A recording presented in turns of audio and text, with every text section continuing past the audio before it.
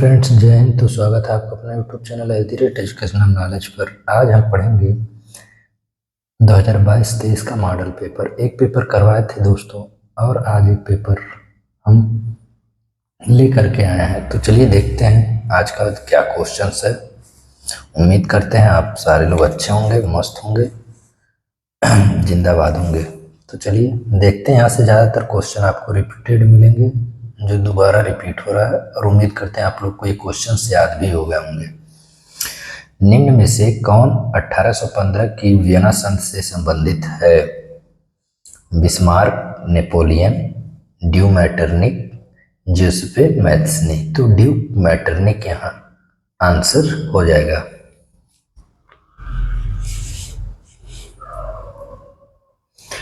अगला क्वेश्चन कह रहा है, सत्ता की साझेदारी के बेल्जियम मॉडल का मुख्य महत्व क्या है?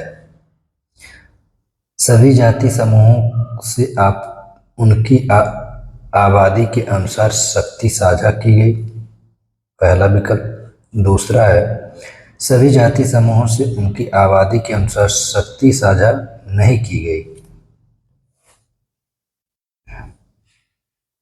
संप्रदायों को समान प्रतिनिधित्व दिया गया, यही आंसर हो जाएगा, और उपरोक्त में से कोई नहीं। तो यहाँ हो जाएगा संप्रदायों को समान प्रतिनिधित्व दिया गया।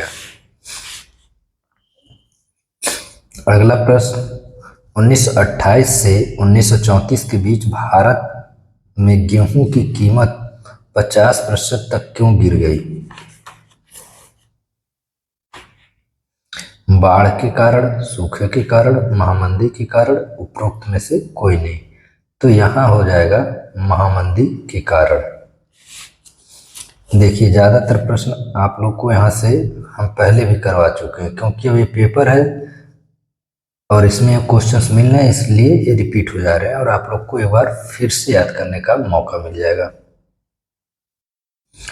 ब्रेटन वुड्स नामक संस्थान निम्नलिखित में से कहाँ स्थित है? इसका जवाब तो आप लोग बिना देखे कर सकते हैं, क्योंकि ये कई बार हम करवा चुके हैं। अमेरिका में, यूरोप, अफ्रीका, इनमें से कोई नहीं। तो इसका आंसर अमेरिका हो जाएगा। अब आप लोग कमेंट सेक्शन में बताइए अमेरिका के किस स्थान पर।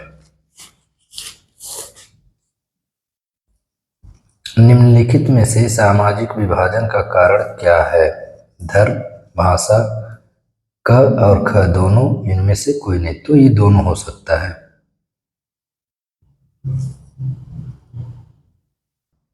निम्नलिखित में से कौन सा लक्षण संघीय सरकार से संबंधित नहीं है?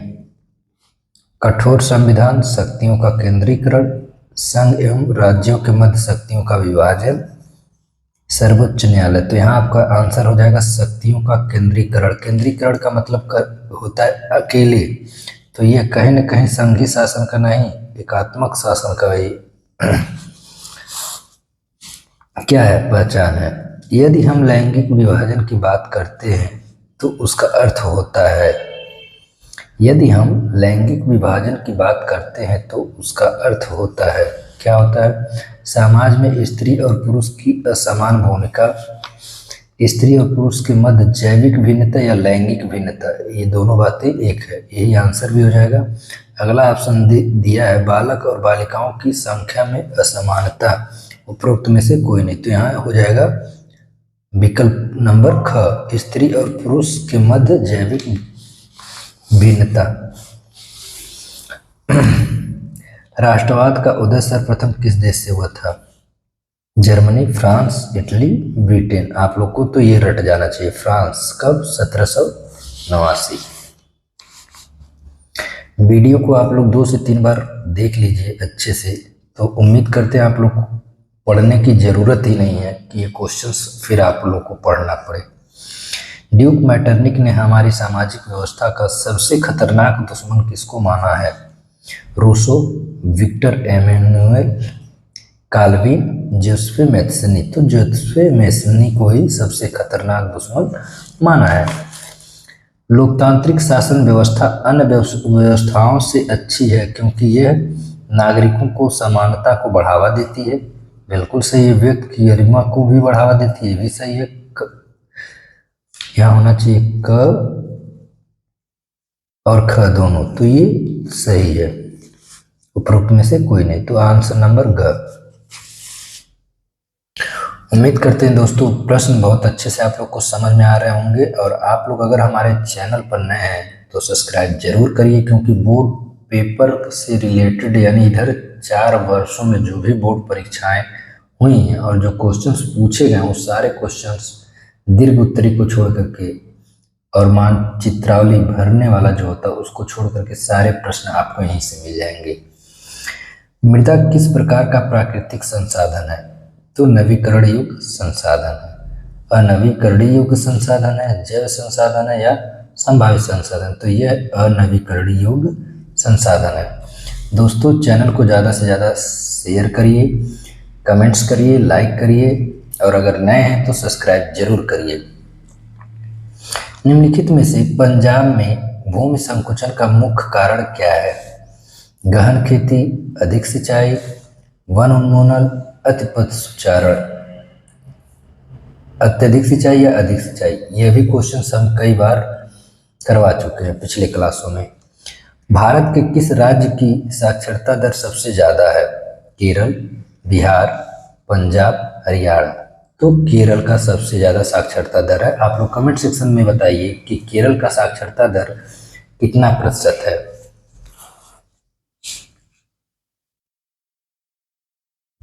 सार्वजनिक एवं निजी क्षेत्र को किस आधार पर वर्गीकृत किया जाता है? रोजगार की परिस्थितियां, आर्थिक क्रिया प्रकृति, उद्यम की स्वामित्व, उद्यम, किसी उद्यम की में काम कर रहे श्रमिकों की संख्या। तो यहाँ हो जाएगा उद्यम का स्वामित्व, यही आंसर सही होगा। भूक्षरण से क्या तात्पर्य है? भूमि का अनुपजाऊ होना, भूमि का दलदली होना, भूमि का उपजाऊ होना, भूमि का योजनाबद्ध उपयोग। तो यहाँ हो जाएगा भूमि का अनुपजाऊ होना, यानी क्षरण मतलब होता है कमी आना, तो भूमि की उपज में कमी आ रहा है यहाँ, तो अनुपजाऊ हो जाएगा। ध्यान से समझेंगे क्वेश्चन सारे समझ में आएंगे। गोंडवाना कोयला का जमाव किस क्षेत्र में नहीं पाया जाता है? दामोदर घाटी, सोन घाटी, महानदी घाटी, चंबल नदी घाटी। तो यहाँ चंबल नदी घाटी या चंबल घाटी जो है गोंडवाना कोयला जमाव के क्षेत्र से नहीं है। निम्नलिखित में से कौन सा परंपरागत ऊर्जा का स्रोत नहीं है? कोयला, भूतापी ऊर्जा, क एवं ख दोनों, उपरोक्त में से कोई नहीं, तो भूतापी ऊर्जा यह गैर परंपरागत ऊर्जा का स्रोत है। प्यारे साथियों, आप लोग को क्लास कैसा लग रहा है ये कमेंट्स में जरूर लिखिए, क्योंकि आप लोग के कमेंट्स को देख करके हमें भी थोड़ा सा साहस मिलता है काम करने का, और हमें जुनून आता है, और उसी अनुसार हम मेहनत करके आप लोगों के लिए बेहतर से बेहतर क्वेश्चन को लाते हैं। निम्नलिखित में से कौन सा व्यापार अवरोधकों का लक्षण नहीं है? सरकार विदेश व्यापार को नियमित करने के लिए व्यापार अवरोधकों का प्रयोग कर सकती है। देखते हैं इसमें कौन होगा। सरकार यह निर्णय ले सकती है कि किस देश में किस प्रकार वस्तुएं कितनी मात्रा में आयात होनी चाहिए। विश्व व्यापार संगठन व्यापार अवरोधों को बढ़ावा देती है।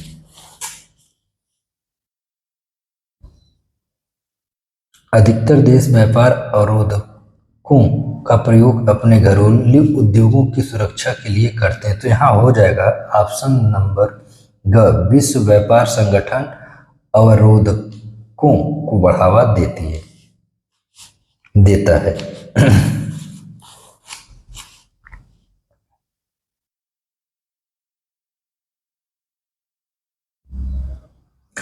निम्नलिखित में से कौन सा परंपरागत ऊर्जा का स्रोत नहीं है? सेम क्वेश्चन रिपीट हो रहा है। कोयला, भूतापी ऊर्जा, अ एवं ब दोनों, उपरोक्त में से कोई नहीं, तो भूतापी ऊर्जा।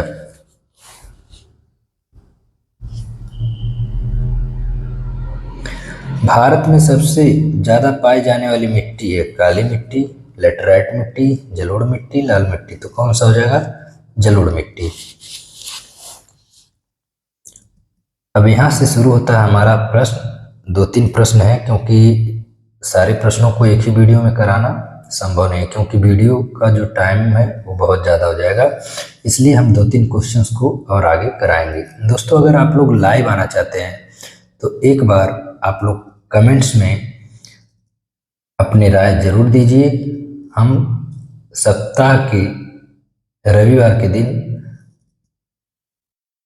एक दिन लाइव क्लास जरूर कराएंगे। उस लाइव क्लास में एमसीक्यू के सारे क्वेश्चंस होंगे जो शुरू से अंत तक पूछे गए हैं, या अतिरिक्त से जो आने की संभावनाएं हैं, या उसी से रिलेटेड और कुछ प्रश्नों को हम लोग देख लेंगे।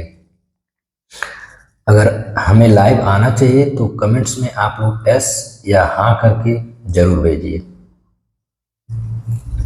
प्रथम विश्व युद्ध के पश्चात होने वाली महामंदी के कारणों की समीक्षा कीजिए। देखिए, क्वेश्चंस जो पूछा जाता है ये टोटल आपको 80 शब्द में लिखने होते हैं, इस बात को ध्यान में रखिएगा। तो ये 80 शब्द लिखने के लिए आपके पास बहुत अच्छे मैटर होने चाहिए, बहुत अच्छे से प्रश्नों के उत्तर ज्ञात होने चाहिए, और आपके पास शब्द होने चाहिए।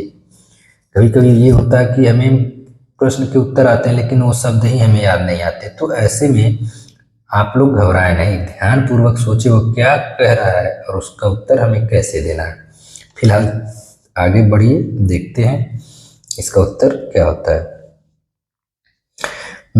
प्रथम विश्व युद्ध के पश्चात होने वाली महामंदी के कारणों में कई तत्व शामिल थे, जैसे अर्थव्यवस्था की अस्थिरता, राष्ट्रवाद की बढ़ती महत्ता और न्यूनतम नेतृत्व और दोनों पक्षों की घातक संघर्ष के कारण। देखिए, यहाँ उत्तर 80 वर्ड में कहा है, तो हम 80 वर्ड में न लिख करके कम ही लिखें, क्योंकि यह उत्तर अगर हम पूरा लिखते तो ये बहुत बड़ा वीडियो होता है। इसकी वजह से हम इसे थोड़ा सा शॉर्ट कर दिए।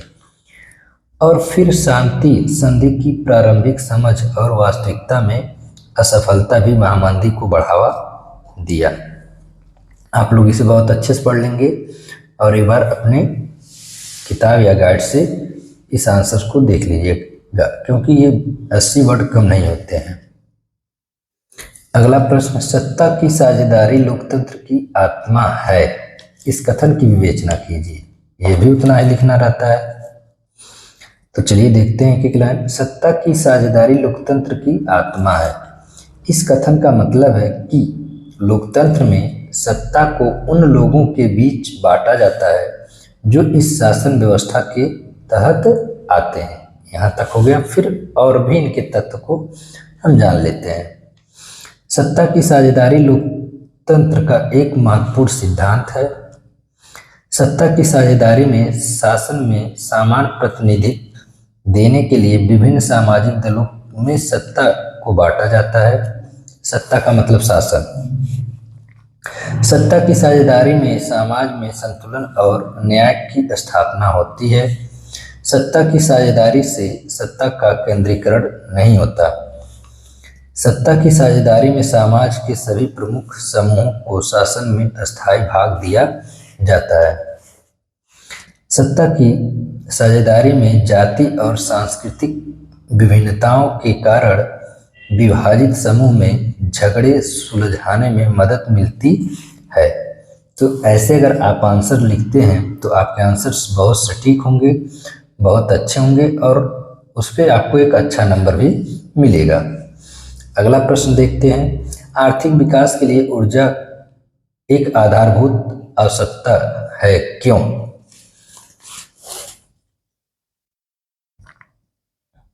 सतत विकास महत्वपूर्ण है क्योंकि यह व्यवसायों और अर्थव्यवस्थाओं की दीर्घकालिक समृद्धि के लिए आवश्यक है। सतत व्यावसायिक अभ्यास दक्षता बढ़ा सकते हैं, लागत कम कर सकते हैं, ग्राहक वफादारी में सुधार कर सकते हैं। तो दोस्तों, आज का ये कुछ प्रश्न था। कमेंट सेक्शन में आप लोग जरूर बताएं कि ये जो भी प्रश्न हम लेकर के आ रहे हैं ये इंटरेस्टेड प्रश्न है या नहीं है, या आपके बोर्ड परीक्षा में पूछे गए हैं या नहीं है। एक आप लोग छोटा सा काम जरूर करिए कि प्रीवियस ईयर पेपर जहाँ कहीं से मिलता है आप उसको, और आपके गाइड में मॉडल पेपर होता है उससे एक बार हमारे वीडियो में जो भी प्रश्न हम रिवीजन करवा रहे हैं लेकर के आ रहे हैं उसको जरूर आप लोग मिलाइएगा, और फिर कमेंट्स में लिखिएगा कि ये प्रश्न का लेवल कैसा है। वीडियो को ज़्यादा से ज़्यादा शेयर करिए, लाइक करिए और सब्सक्राइब करिए। धन्यवाद।